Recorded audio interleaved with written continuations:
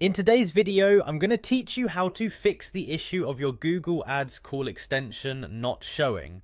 This can be a common stumbling block, but I'm here to guide you through it step by step.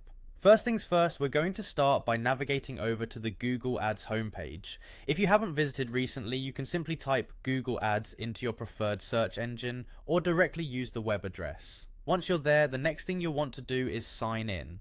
It's crucial that you're logged into the correct account, the one associated with the ads you're currently working on. After signing in, head to the Google Ads home interface. This is your main dashboard where you'll find all the essential tools and insights you need for managing your campaigns.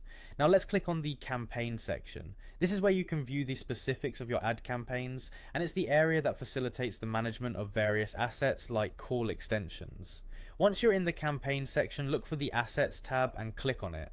The Assets tab is key because it hosts all the extensions, including the ones you're dealing with, and gives you a comprehensive overview of your ad components. Now we need to click on Columns in the menu above, then head over to Modify Columns. This option allows us to tailor the display according to our needs and include the parameters relevant to call extensions. Within Modify Columns, look for All Columns. This provides you with the full range of options you can add to your view.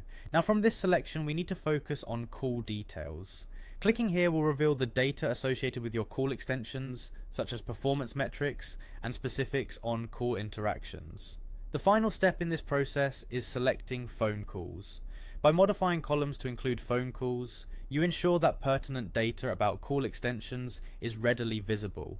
This visibility is crucial for diagnosing the issue and assessing if everything is functioning as intended.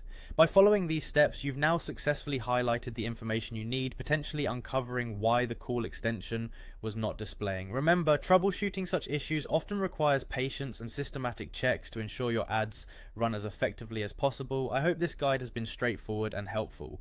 If you're still experiencing problems, revisiting these steps might help, or consider diving into community forums for additional support. Thanks for watching, and I hope your Google Ads are back on track.